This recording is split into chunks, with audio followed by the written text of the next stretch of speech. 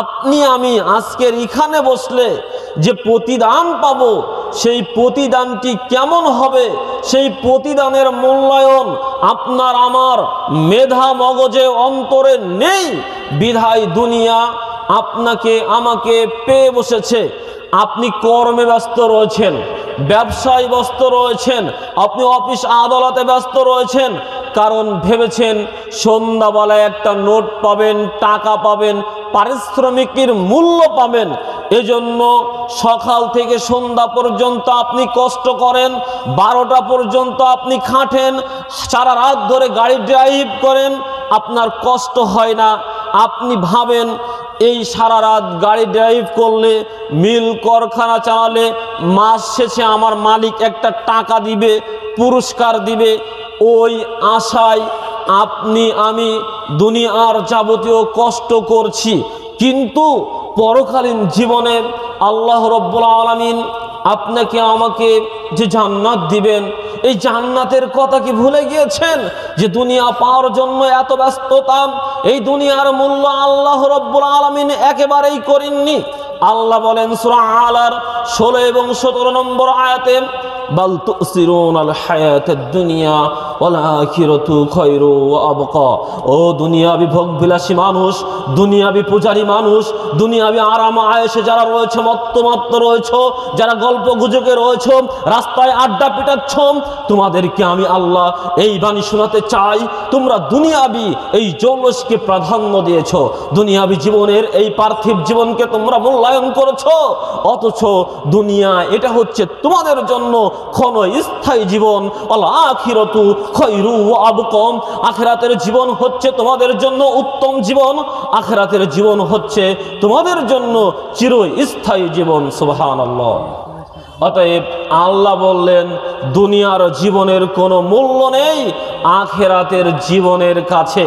দুনিয়ার জীবনের কোনো মূল্য নেই আখিরাতের জীবনের কাছে। আসলেই মূল্য নেই কথাটা বললাম, কেমন মূল্য নেই, মূল্য কেমন নেই, কেমন ভিত্তিহীন দুনিয়া। মুস্তাওরিদ ইবনে সাদ্দাদ রাদিয়াল্লাহু তাআলা আনহু قال سمعت رسول الله صلى الله عليه وسلم। মুস্তাওরিদ ইবনে সাদ্দাদ রাদিয়াল্লাহু তাআলা আনহু বলেন, আমি নবী সাল্লাল্লাহু আলাইহি ওয়াসাল্লামকে বলতে শুনেছি, ইয়াকুলু ওয়াল্লাহি মাদ দুনিয়া ওয়াল আখিরা ইল্লা মিসলা মা ইয়াজআলু আহাদুকুম ইসবাহু ফিল আমমি ফালয়ানজুর বিমা ইয়ারজি। মুসলিম মিশকাত হাদিস নম্বর 5156। বর্ণিত হাদিসে আমাদের নবী মুহাম্মদ সাল্লাল্লাহু আলাইহি ওয়াসাল্লাম বলেছেন, ইয়াকুলু ওয়াল্লাহি মাদ দুনিয়া ওয়াল আখিরা ইল্লা মিসলা।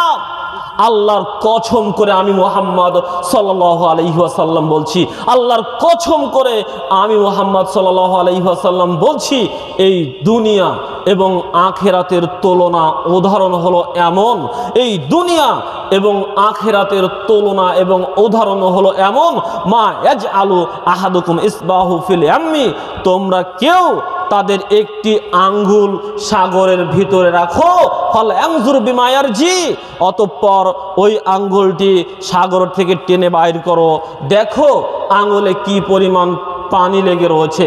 ওই আঙ্গুলের গায়ে সাগর থেকে উঠিয়ে যে পরিমাণ পানি লেগে রয়েছে ওটা হচ্ছে দুনিয়াবি আরাম, দুনিয়াবি আয়েশ, দুনিয়াবি গাড়ি, দুনিয়াবি বাড়ি, এসি গাড়ি, পাজারো গাড়ি, এ জাতীয় যা কিছু রয়েছে, মিল ফ্যাক্টরি, স্বর্ণ গহনা ইত্যাদি আরাম আয়েশ যা কিছু বলেন, এই সব কিছুর মূল্যায়ন আল্লাহর কাছে বলছেন ওই যে সাগরের ভিতরে আঙ্গুল ঢুকালে আর ওটা বাহির করলে ওই আঙ্গুলের গায়ে যে পরিমাণ পানি লেগে রয়েছে ওটা হচ্ছে দুনিয়া আর সাগর। আপনি আবার এটা মনে করবেন না যে হুজুর মনে হয় আপনাদের এই যে ফারাক্কা যে গেট রয়েছে, গঙ্গাসাগর নাকি গঙ্গা নদী রয়েছে, এই নদীর কথা বলেছেন, বা আশেপাশে অনেক নদী নালা রয়েছে, এগুলোর কথা বলেছেন। এগুলোর কথা বলা হয়নি। বা পুকুর রয়েছে, নালা রয়েছে, ডুবা রয়েছে, এগুলোর কথা বলেছেন?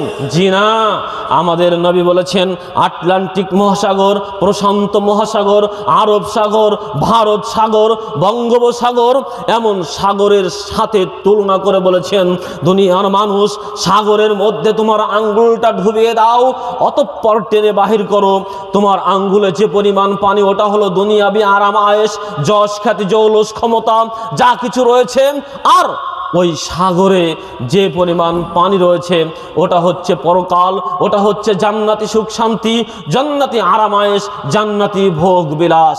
অতএব দুনিয়াবি জীবনের কোনো কম্পিউটার, কোনো দার্শনিক, কোনো ইঞ্জিনিয়ার, কোনো কিছু এ কথা বলতে পারে না সাগরে কি পরিমাণ পানি রয়েছে। অতএব আমরাও আপনাদের সামনে বলতে পারি না পরকালে কি পরিমাণ সুখ শান্তি আরাম আয়েশ রয়েছে। আসলে আপনাকে আমি কি করে বলি, এই যে একটা পট, এই পটের ভিতরে পানি রয়েছে, ওই ভরা পটের ভিতরে আপনি আঙ্গুলটা ঢুকিয়ে দেন তো দেখি, তারপরে আঙ্গুলটা উঠান, ওই হাফ লিটার পানি থেকে কোনো কিছু কমাতে পারবেন না। সাগর তো বাদ দিয়ে দিলাম, নদী নালা এগুলো বাদ দিয়ে দিলাম, হাফ লিটার পানির ওই যে বোতল রয়েছে, ওই বোতলের ভিতরে হাত ঢুকে হাত উঠান, ওই বোতলের পানির পরিবর্তন হবে না। সাগর তো অনেক দূরের কথা। অতএব আমি আপনাদেরকে আলোচনা দিয়ে এ কথা বোঝাতে ব্যর্থ যে পরকালীন জীবনে জান্নাতে মানুষের জন্য কি পরিমাণ সুখ রয়েছে, এ কথা বোঝাতে, এ কথা বলতে আমি ব্যর্থ, আপনিও বুঝতে ব্যর্থ।